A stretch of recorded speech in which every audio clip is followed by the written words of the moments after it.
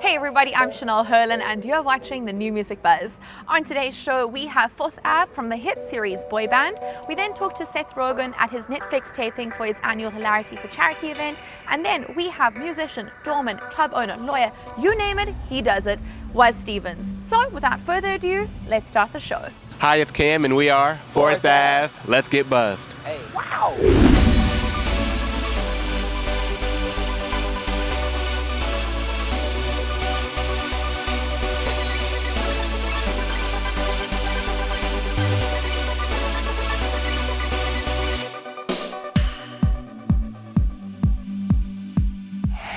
The band Fourth Ave was born on ABC's hit show Boy Band. This diverse group of 17 to 20-year-olds come from all different backgrounds, and when they lost on the show, they were clever. They decided to take matters into their own hands and stay together as a group. They stopped by our rooftop to tell us how it all went down. So give me your XOX. Baby, I must confess, I miss that XOX. Give me your XOX.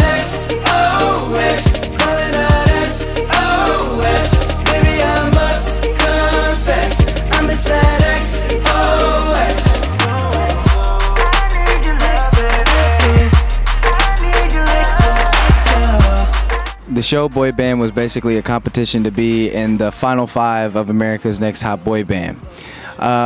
What we ended up doing, we were on the show, and then after the show, we have 3 of the finalists here. We have Jaden Gray over there, we have Mikey Jimenez. Cam took out a little earlier, but it's okay because he was still tough. And then I'm Marcus, I was a finalist. So it was like at the end of the show, we were all on stage, us 4 were on stage, we were just talking to each other, and then next thing you know, Timbaland, he was an architect of the show, ran up on stage. It was like, yo, you guys need to be a group. And so now you have Fourth Ave, and we're here, we're changing the game. During the show, we created so much chemistry. We started off as friends, but as the show progressed, we began to become brothers. And it wasn't because we were forced to become brothers or forced to be with them at all times, but it's just how we vibe together. So I think since the chemistry was so strong, when Timbaland presented the option to us, the opportunity to become Fourth Ave, we were like, why not? Because we're so close. You know, it's something that's easy. So all we have to do is just go forth with the plan, and I think that's why we're one of the bands. I'm not saying, you know what, that's why we're one of the bands that are just about to take it there. You know, like Marcus said in the beginning, we're changing the game. So I would say, I don't know if you guys agree, I think you guys do, but I would say it's probably because of our chemistry. We're so locked in with each other that nobody can break us. Nothing can break our bond apart, you know. So I think that's why we're doing so good, and that's why we'll continue to do good if we just keep that thing together, you know. So give me your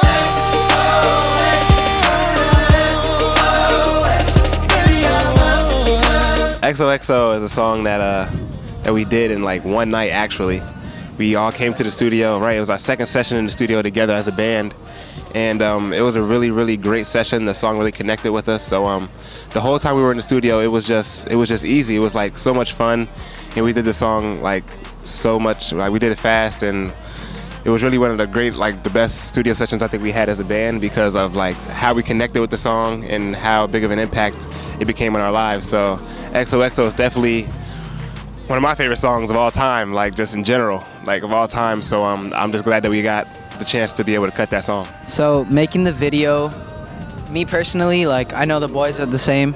We always dreamed of like being in a music video, you know. So this was like our first time. It was definitely a milestone in our lives, and especially the concept of the music video, like it was very fan driven.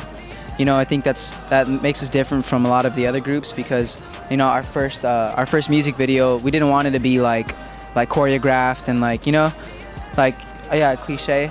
Like we wanted it to be like very fan driven, you know, because our supporters are a part of us. They're called the Fourth Ave Army, so it's like, yeah, shout out to the Fourth Ave Army.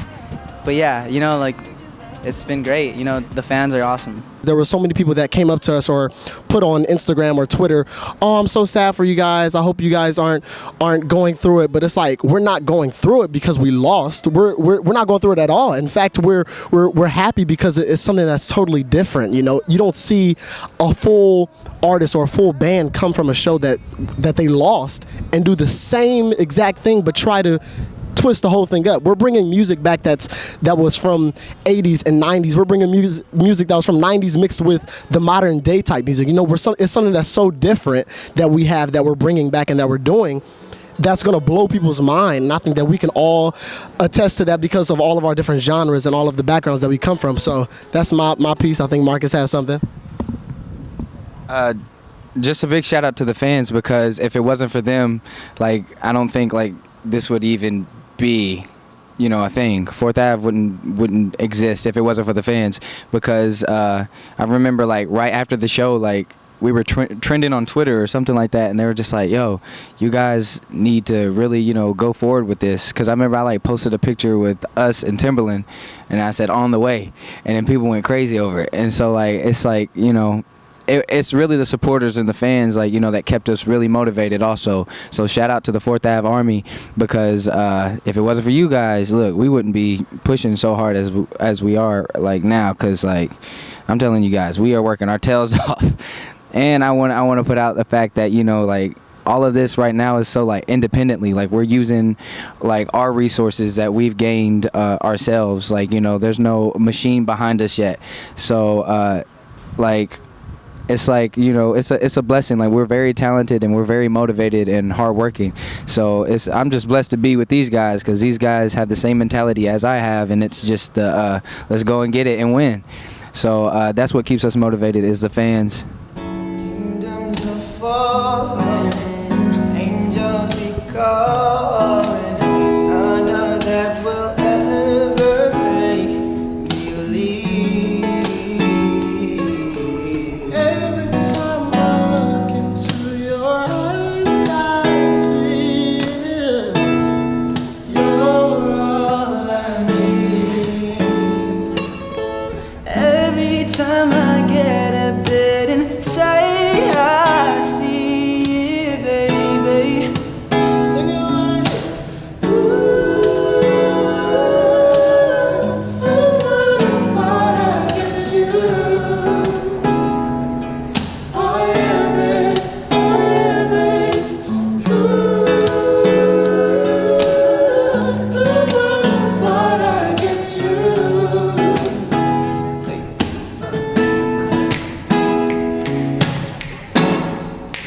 And when we make love, your crazy can be heard from far and wide. Oh yeah, listen, all the fans, listen, we're gonna break this thing down real good for you. On Instagram, Fourth Ave Music, 4th Ave Music. I hope you know how to spell Ave and music. If you don't know how to spell it, it's AVE Music. I know you know how to spell music. Also Twitter, Fourth Ave Music, same exact thing. Snapchat, Fourth Ave Music, but the fourth is spelled out, all right? FOURTH Ave Music. Yeah, you didn't know that, see? Beautiful. And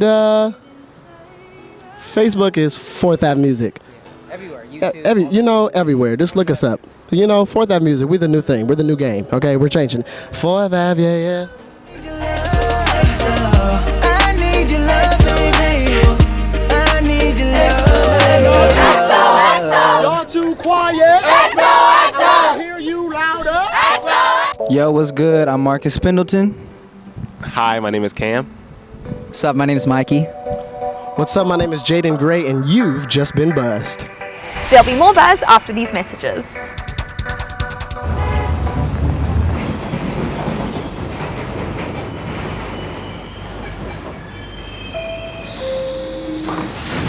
Always feeling hopeless. One day I didn't even notice. Lately I've been feeling hopeless, but I'll wait for ya.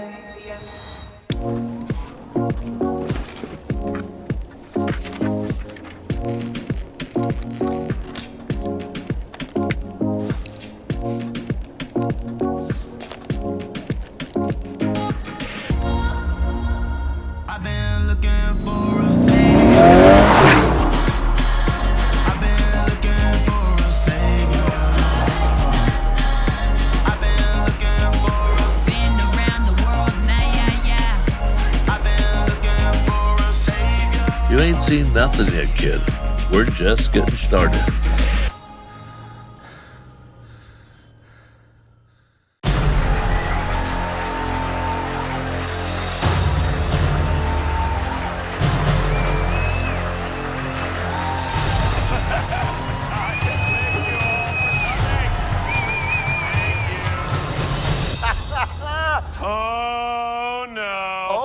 yes, your eternal suffering begins now. I am so happy to be here tonight. I don't really like portraying myself as like a stoner that much anymore. You're smoking a joint right now. How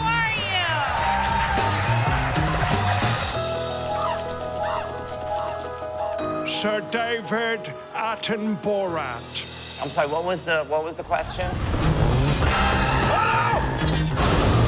That sounds terrible to me. You are missing the point. All right, good night, everybody. Well, what's happening? I've reached my threshold on dick jokes. I'm joking, there's way more dick jokes. Special thanks again to Seth Rogen.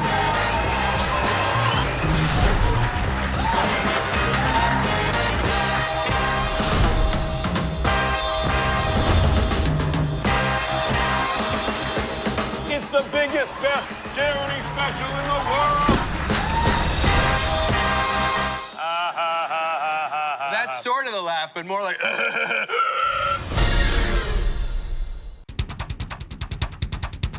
Actor Seth Rogen organizes a stand-up sketch and music event to benefit Alzheimer's research, support, and awareness.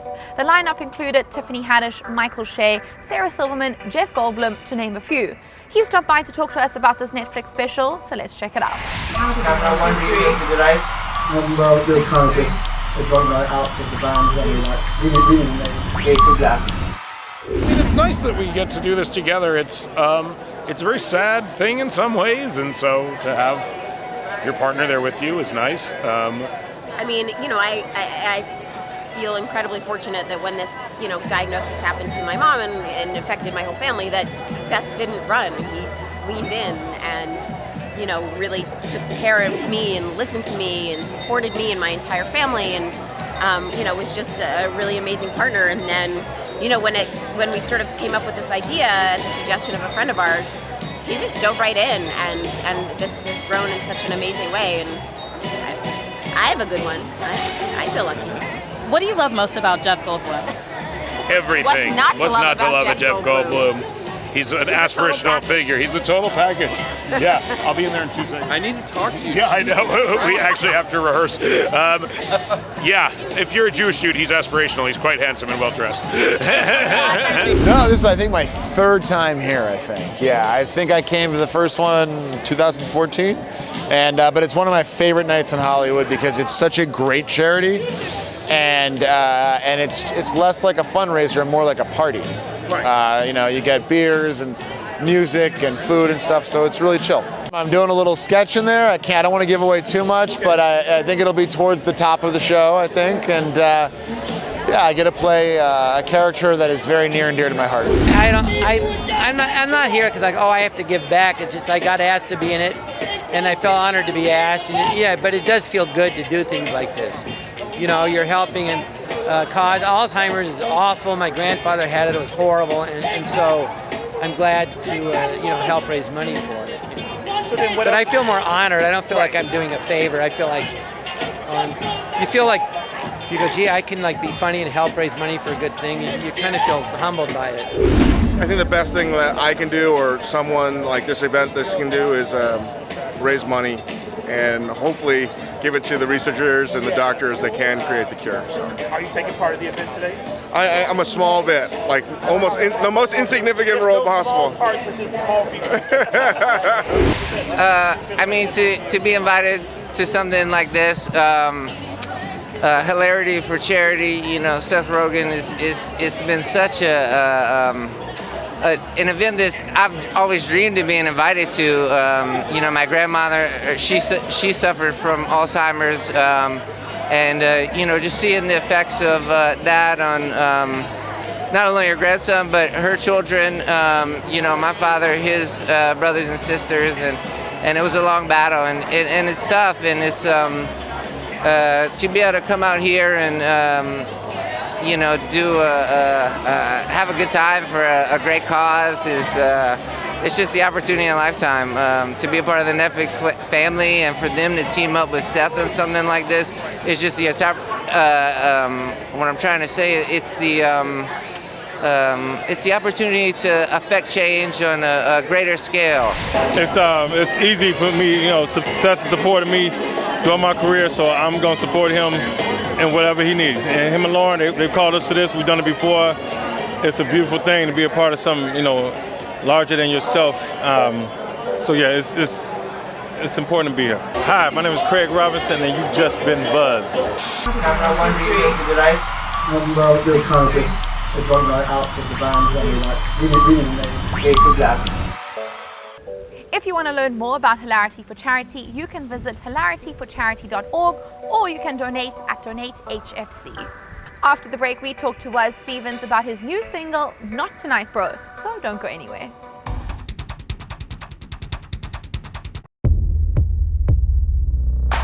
You have been nothing but a positive force in my life. She's one. Happy birthday, V. It's your dream car. It's amazing. Let's get away from the city. Oh my gosh. It's miles away from everything. It's a celebration. I did not know you guys were coming. I'm trying to create a moment. I want to give her something she can remember for the rest of her life. You never cease to amaze me. What are you looking at? You. That is a hot rod. Built it myself. Where'd you learn that? The prison auto shop? Sweet ride, smoking piece in the store. You a ball player? Not looking for any trouble. Trouble? Can't hold a polite conversation? Oh my God. Gar, get your... Give me a minute. Sorry. What are you doing in here? Let's go. Now. We've got a big problem. Can't find the phone. People I work for do not accept mistakes. It's crazy.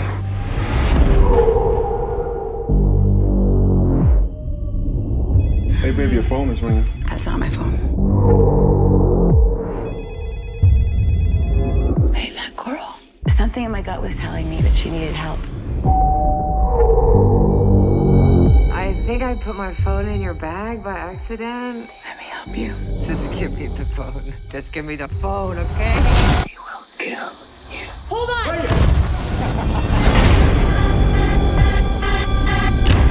Hey, you got something that belongs to me. They're gonna kill us. I need help right now, please. I don't know where I'm at. Where are you, little lady? I'm gonna keep you just for me. Just for me.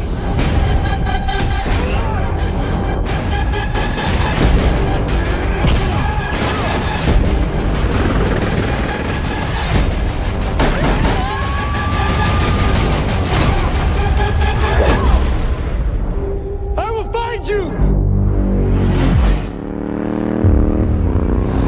Just hold on, all right?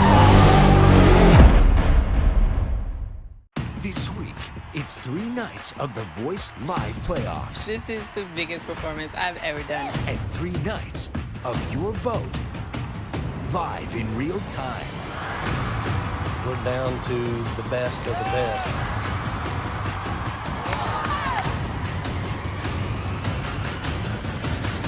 Not only is that a voice, to me, that's the voice.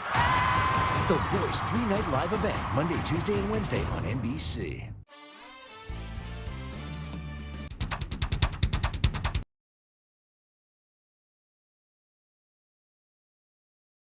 You know, music was my first kind of creative thing. Before I was an actor, before anything else. When I was a little kid, I memorized and kind of learned to play before I took lessons to all the Beatle records that my parents would let me have. And then eventually, when I proved that I was worthy of my own guitar, I started taking lessons. So I started at a very early age. I think I started at 6 or 7 years old playing guitar. Had my first band very early. I think I put it together around the age of 11. And we were playing block parties and birthday parties and gigs around the neighborhood. And so, yeah, I started very, very early singing, and I was in choirs when I was a kid. Had a very heavenly voice. So I would sing, I had a very high voice actually at the time, and would sing with, with the choir in school and with synagogue choir, and just, I'm Jewish, so I would sing with the synagogue choir. Jewish Italian, so I had a combo. I would go to church, sing there, go to synagogue, sing there. I got it all covered. Okay, how did I become a bouncer? Well, growing up in Brooklyn in those days, and I'm not going to date myself too much, but it was back when bouncers and nightclub people were still kind of glamorized.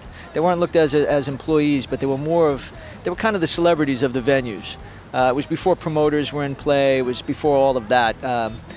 And I kind of aspired to be one of these guys because it seemed like they always had all the girls, and they were all big and they were brawling. So it was like back in those days, my two favorite things were fighting and women. So I thought it's a nice next step.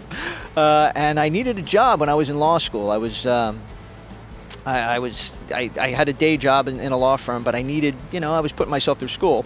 And so I thought, okay, what better way to do it? It gets me away from this whole kind of, back in the day, yuppie was the term. I don't even know if that exists anymore, Bobby, but it gets me away from this. It gets me out of a suit. Actually, that kind of suit. I still like to rock suits, but it put me into a scene where I knew I could make money at night and still go to class and do what I had to do. So I started as a bouncer at the world-famous Palladium working for Steve Rebell. And for those of you who don't know, Steve Rebell and Ian Schrager originated the first Studio 54, which is kind of the template for what we do as door people and with selective door policies and making kind of a salad type crowd. I learned almost everything from Steve and Ian and from the door people who worked for him at Palladium. And that's how it started. And then I just took it from there. Continued to do it. Steve really took a liking to me. I was a Brooklyn guy, so was he. I was relatively intelligent because I was in law school and Ian had gone to school, so he liked me for that. And I was a big guy then. I was much bigger than I am now. Back in those days, it was much more appealing to be big and strapping and bulky. Now it's all about lean. Now that I'm an actor, we got to be lean and a rock star. So. He took me under his belt, and I would drive him around when he would go out on his bender nights, and I progressed. I started as a bouncer, went to doorman, then I was a promoter, then I was an owner, then I was a partner in one of the biggest firms, and then went back to manning the door so that I can keep an eye on things. So we're giving everything up for a car? It's not just a car. It is John Wick's car. Oh. Okay, when did I get the call to become an actor? Very, very early as well, just like the music. I'm a performer. And I feel the best when I am in front of an audience, either entertaining or affecting in some way. From there, I was off to the races. There was no stopping me with that. I already had my SAG card and just started working steadily and picked up my guitar a little bit after that again. I had kind of retired it for a while, and it was just calling me. It's just, how it is. You just, as an actor, you want to have a little bit more control over what you do, and it's very difficult when you're doing film or television. Everybody has a say in your performance. You make it your own, but still they're steering you in a direction. You're being directed. You are a tool of the director and the writer. So I wanted to be in charge of my own shit. So I said, all right, I'm gonna start performing in a band where nobody is on the sidelines telling me to do it again. I'm gonna do it my way. And then Dog was born. The first song I ever wrote was Not Tonight Bro, which is the video we're releasing. And they say write about what you know. And I am kind of infamous for using that phrase when I reject people at the doors of the nightclubs when I'm manning the ropes. So Not Tonight Bro was it was just a natural progression. There was even a little short video that came out somewhere where, because I end almost every interaction when I'm not going to let people in with Not Tonight Bro, and I walk away. It's dismissive in a way, but it does the trick. People get it. And so I decided, when we decided to start writing original music with my Dog members, Alex Valente, the bass player in the band, is my partner in the band. We write everything together. But this idea was something I've been saying and had for a very long time. So, and I'm a very big fan of old school, hard driving, guitar driven, classic rock with a little bit of a blues flavor and some glam mixed in, because I like the show. We're there to entertain. I'm not going to preach in my songs. I'm going to make people have a good time. They're going to scream and yell and get drunk and have a great time.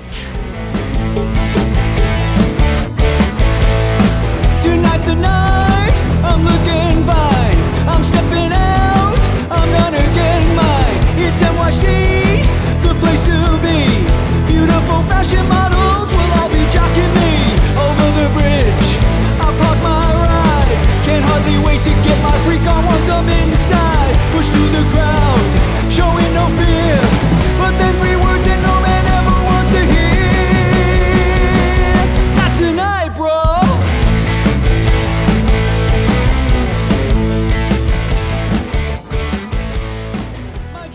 I wrote this song about guys not being able to get into clubs, being rejected, but finding a way around the person who is rejecting them, which in this scenario is me. So it's a way of mocking fun of at what I do. You know, with the music, we in Dog, we take the music very seriously, but we don't take ourselves very seriously.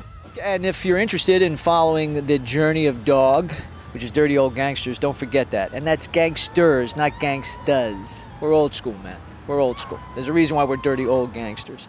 Our website is www.dogrocknyc, and the Instagram is the same, dogrocknyc, and my personal Instagram is @wasstevens, and my website, if you want to see some of the acting stuff and follow that portion of the career, and there's some Dog material on there as well, is wasstevens.com.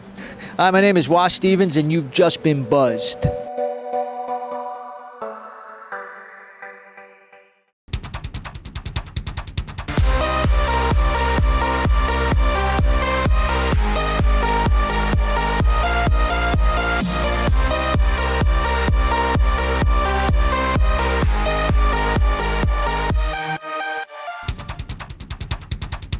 So that's all we have, guys. A special thanks to Fourth Ave, Was Stevens, Seth Rogen, and Cindy Gomez. Don't forget to like us on Facebook, double tap on Instagram, and follow us on Twitter, all at The New Music Buzz. I'm Chanel Herlin. Have a liquor day. And I don't wanna be solo or write another sad love song about you. Rather be holding you close, kissing and hugging you slow. You're the one that I want by my side.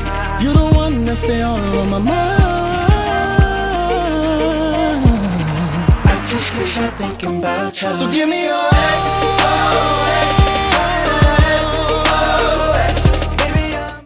The New Music Buzz is brought to you by Monster Products, pure Monster quality with Monster sound. For more music entertainment news, go to www.thenewmusicbuzz.com.